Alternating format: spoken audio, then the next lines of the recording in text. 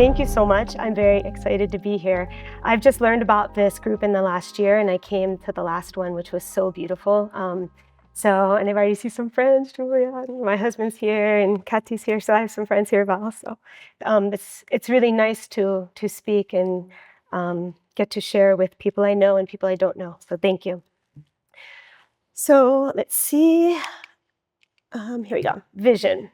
Like Adam said, there's many versions of vision. I'm going to take today to share actually my journey with vision, because I think it's something that changes throughout time as we change, right? Nothing is a fixed state of being, and of course of anything. Why would vision be? So I just picked three maybe very traditional ways to think about vision, right? So we have, I'm going to read it here. And in Latin, an act of seeing, a sight or something, a thing that's seen. I think this is kind of what we would imagine. In this Anglo-French version, something seen in the imagination or in the supernatural. So that maybe for me gets a little bit more in line with me. And the last one, a presence, a sight, a view, a look, an appearance, a dream, or a supernatural sight. But right, these are just beginnings of this. So Saturn. When I was maybe somewhere around 11, my father had brought home this photograph of Saturn, and it was on Kodak paper for those that remember. And I remember holding it in my hand and being like, oh my goodness, how is it possible that I'm holding Saturn in my hand? But in that same exact moment, I remembered that I was a part of Saturn too. And I thought this was really important to me. But at 11, I was like, oh, but that's the photograph, right? The photograph has this magic to remember us who we are in the world. And so I realized right then and there that I wanted to be a part of photography. I didn't know what that meant.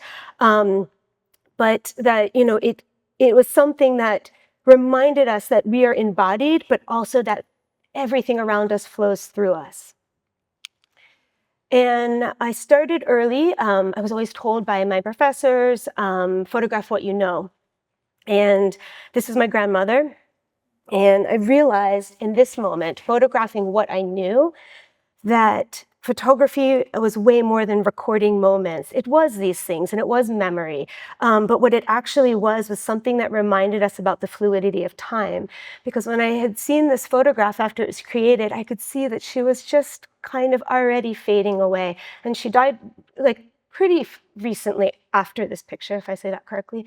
And so there was this way that I think often we think, oh, we're capturing something, right? We're capturing a vision. Oh, I hope we're never doing that, right? We're just allowing that vision to flow through us, just like, time is flowing through. And yeah, when Jenny asked me to do this, she asked me to give her my bio or something like this, which I always find really tricky, right? Because I think it's kind of, I don't know, to define ourselves is not so much something I feel so comfortable with. So I always say storyteller. Because why? Because exactly, I don't know, I can't remember maybe you said this, but we're all storytellers, right? Or I'm sorry, I don't remember who said that was standing up here, but that we're all creative. Yeah, we're all creative, we're all storytellers. And so I think for me, that's something that feels really accurate for me. And I've been doing this for, I don't know, for me, a really long time, like over 25 years. And what's really important is I would ask myself, why do stories matter though? And I realize it's because they help us define our place in the world, right? How we relate to others. And actually, storytelling stems from our vision. And I'm going to get into this a little bit. But right, it's not that we have a vision and we tell stories. I think the vision stems from this, right? From how we relate and how we co-create in the world and how we communicate. And more importantly, how we make sense of our experiences. And this is something this was a very, very long journey to come to this, but I think stories are completely co-created. I'm not making a story, I'm not taking a story, we're co-creating all the time. Just like being in this room, you can see it just from everyone that stood up here. This is a co-creation of something. And stories are that for me. And early on in my career, I had moved to the Arctic for around 4 years to live with a family of reindeer herders in Scandinavian Arctic. It's also the country where my father is from. And something I learned from them is their story was deeply related to the reindeer, right? This family specifically. I'm not talking about all the Sami people, but this family specifically. And I realized, right, the reindeer, their story revolved around the natural cycles of life. And so everything's sort of building on each other, right? So the sense of identity is constantly intertwined. Someone else said interconnectedness as well, and I think that's really, really important.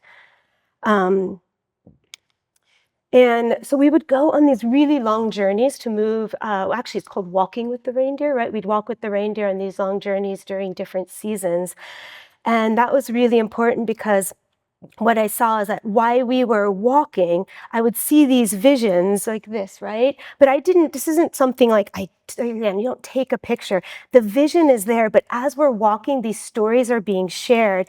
And then this like different meaning is either being found or created. I don't want to get into like how we relate to meaning, but there's this process of living a story. And from there, I believe that the visions start to express themselves and we become sort of mediums for those visions and whatever it is that we choose, whatever tools we choose to embrace.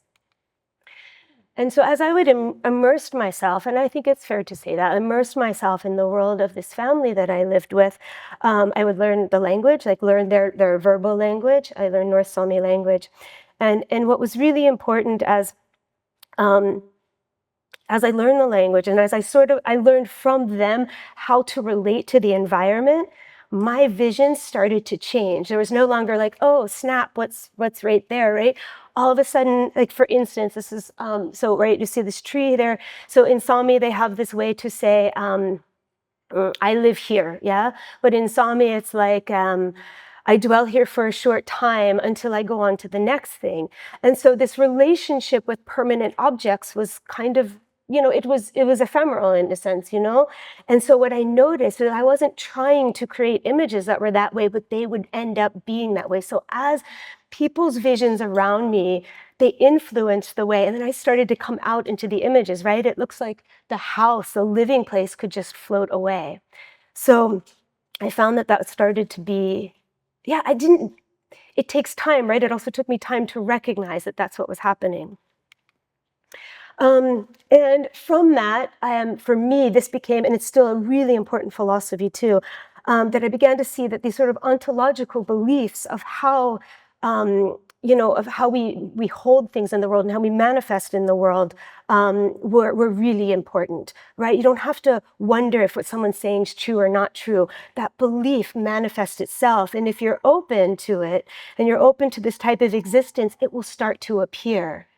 At least that's how it's worked for me. And in this image specifically, the man here was, I guess, he had made these drums, and it's something that he had, it was something that his family had did and his family before him. There was sort of this like lull because of, colonization and other things, which we don't have enough time to get into, but he started making them again. And I realized when he was holding this drum, it looked like he was holding the moon. And so I thought, well, this is really interesting because people for me, we're communicating visions through time and space now, right? How is it possible that he's holding the moon? Because for me, I have this ontological belief, it's not a drum anymore. It's a drum is a reflection of this. And so this would be, right? And so the way we move and inhabit space and relate to time becomes part of our story. And we sort of create these frameworks. And I think someone said ephemera, that's really important. Like we create the ephemera, and we were just talking about this, the ephemera that we create, right? We can say, oh, it's just a material thing or we're consuming. But I also think when we're creating artwork or just something that's a memory of something, this is really important because we channel our vision through those things. And so I became, through this journey, I've become really fascinated in liminal spaces, right? This threshold between moments, places, and identities, the in-between spaces. And for me, this is where transformation occurs. The boundaries of reality begin to blur, and we get profound insights into how to navigate and also to construct our experiences. For me, it's maybe a way to explain it is like an X-ray, right? You see an X-ray and it's a vision that penetrates beyond the surface, and it really blurs the line between fiction and reality. What we're told is there, but what's really there, right? All these things begin to blur. And so just as I asked early on, why are stories important? Well, now I ask, why is reality important? And what is reality? And as we look deeper, the boundaries between the seen and the unseen, the known and the unknown, they begin to really dissolve. So this brings me up to COVID and liminality. So for me, COVID, like it's seen or mentioned when they introduced me, I do travel a lot in many places for the work that I do. But COVID brought us all home, and home again. What does home mean? And but it brought me here, and this was I felt that aspect. I had become really attracted to this liminal space. I felt like COVID was the ultimate liminal space. But for me, right, we saw so much transformation for difficult times and for good times. But we had to all reevaluate things, and so I'm just going to show a couple pieces of work that I sort of discovered or I had known about, but maybe had time to engage with during COVID, that I think say a lot about the way that I'm embracing vision now after this liminal space. And I just need to turn around so I can read this. Sorry. So let's see if I can.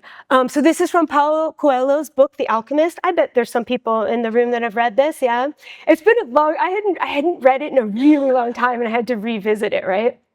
And I'm really interested in alchemy. I just finished a master's in studying the history of alchemy and things like this. So I really thought this was, so to revisit the book was interesting. So whenever he could, he sought out a new road to travel. He had never been to that ruined church before, in spite of having traveled through those parts many times. The world was huge and inexhaustible. He had only to allow his sheep to set the route for a while, and he would discover other interesting things. The problem is that they don't even realize that they're walking a new road every day. They don't see that the fields are new and the seasons change. All they think about is food and water. And we all do this, right? Absolutely. This is what we think about. How are we going to get to work? How are we going to feed? What are we going to do? But you also realize this, right? Every day, if you take a minute, it's completely different than the day before. And who set the reality that every day is the same? I really I can't find, that doesn't resonate with me, right? Actually, we do. So we can change that as well, right? If we want to. And so here we're looking at on my right side. This is Robert Flood. He's an English physician from between 16th to 17th century, and he created this work called. He was a physician, but he was also an alchemist, and he created this work called the Black Square. But it's actually a rhombus because it was when you see it, it's a little bit skewed. And he uses blackness, which then was traditionally linked with death, but to symbolize the primordial state before creation. And his inscription, which is here in Latin, but it means, and thus to infinity, reminds us that what seems like the end can actually represent infinite potential. The dark void is not emptiness, but a space filled with possibilities. And then, and again, like I said, I was visiting this work during COVID, so this is why this is sort of resonating with me. And on my, my left-hand side, this is Leonora Carrington. So she's also an English, also British. She's a 20th century artist. And she created her version through her painting. She was a painter. Created her version of the major arcana. And this is her representation of the magician, the tarot deck, for those that aren't familiar with the major arcana.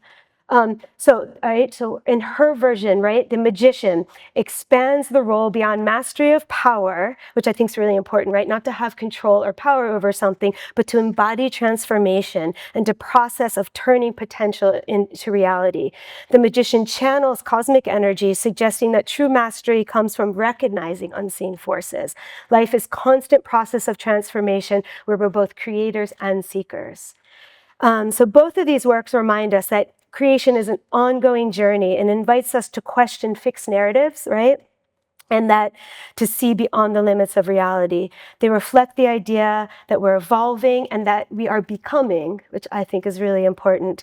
And we can embrace that which seems finite to foster creativity and growth. And who's familiar with Philip K. Dick and the trash stratum? Anyone? Yay! So also, I got really interested in this version, this idea of the trash stratum. So Philip K. Dick is an American sci-fi writer from the 20th century, and maybe some call him a philosopher.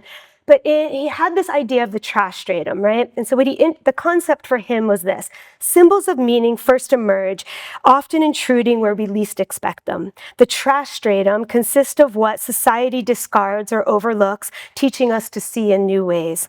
This challenges our perception of values, suggesting that transformation can arise from the mundane or the insignificant, reminding us that even the trivial holds potential for deeper meanings. So I got really, the work that I just showed really inspired me. And towards the end of COVID, a colleague of mine, Gina Steffens, she's not here today, I wish she could be, we kind of sat down together in Crystal River over on the west side, and we started coming up with all these ideas, started flowing through us, I should say, more than we were coming up with them. And we started to think about the trash stratum. We'd go out for walks and we'd find something on the street and we'd pick it up and we're like, oh, what is this? And so we started to see that everything was a reflection of what was coming through us. And so I started to create these journals as part of our creative process. So we're working on a film about Florida. That's just to give it some context. And so the process of information started coming through, like I said, in the trash stratum, but it started coming through in a very non-linear fashion. I'm not quite a believer in linear time. And so I started to take this information seriously, right?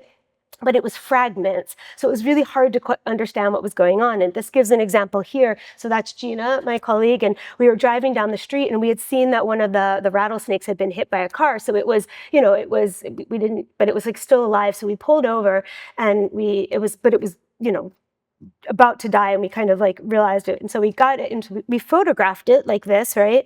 And then within 3 days later, I was in this Islamic esotericism class that I was taking. And then this came up in one of my books, in the Kitab-ul-Alam, the Book of Wonders. And I realized I had just seen that 3 days ago, right? And I didn't create, this is why I say I didn't create these pictures or take these pictures. They work through us. And so time, and like the Kitab-ul-Alam, like we're talking what, like, I don't know, this is like, maybe this image is from 1200s or 1100s, I don't know. Right? So this is super interesting, I think, right, for me. So this active journaling helped me recognize that our understanding of the world, much like consciousness itself, doesn't follow a straight path, right? Instead, it unfolds in layers, and moments of insight and revelation are arising all the time if we decide to pay attention to it, right? And by allowing this process to be fluid, it can reveal like this multidimensionality of existence. And to me, this is vision, right? This pushed me to explore more themes about, existence, delving into questions about the hard problem of consciousness and the mystery of how our subjective experience arises in the physical process, right? In our ephemera, in our artwork, in what we embody. So with that in mind, right, thinking about consciousness, thinking about existence, non-linearity of time, going back to story, and how do the stories we tell ourselves shape our understanding and our engagement with this consciousness? These narratives don't just describe an experience, right? They actively construct, in my opinion, the way we perceive reality and our place in the world. So having a vision to see beyond what we can see isn't just about a physical sight. It's about sensing deeper truths and tapping into the layers of meaning that exist between the surface to create the things we want, our daily life and the world around us. And so if we expand our vision, we can access realms of understanding, intuition, and connection to the world and to ourselves and to this group around us. To me, this suggests that vision transcends the literal and invites us to explore dimensions that encourage us to allow the world to speak to us, but at the same time, speak back to it. Right? It becomes a conversation again. And again, this sort of meta version of creating story. Is it there or are we creating it? Or maybe it's both happening, right? The paradoxical nature of how we exist. So for me, being attuned like this now at this point in my journey of vision is very visual, as always has been, right? But symbols, colors, objects, They come to me in all different ways. And so these journals are a space for them to kind of have a space to reflect that which I don't understand yet. Because in time, the process unfolds. Maybe it takes 5 years, maybe it takes 10 years. Think about any relationship you're in. Maybe 10 years down the road, you start to really understand what it means. So I'm going to wrap up here. Just two more slides. Vision is existence. So that's my definition now. That will change maybe tomorrow. But vision is existence. It's the process of understanding who we are in relation to the world. Beyond seeing, it's a fundamental way of engaging with reality, shaping our perception of ourselves and shaping our place in the world. And vision becomes the bridge between our inner consciousness and our external environment. As an artist, this is part of the research for the film. Val and I were just talking about Wikiwachi, those that have been there. I love Wikiwachi. So as an artist and a storyteller, I realized that through vision, we can, what we once dismissed as fiction was always real, right? Think about it. Our imagination, why is that fiction? It doesn't make any sense. It makes no more sense that that's more fiction than the physical world, right? And that we're both creators and manifestation of this fiction that becomes our realities. Because this, for me, reflects deeper truths. And these truths we can bring into the existence with our vision, acknowledging the interconnectedness between everything, imagination and reality. So yes, that is that's my presentation. Thank you.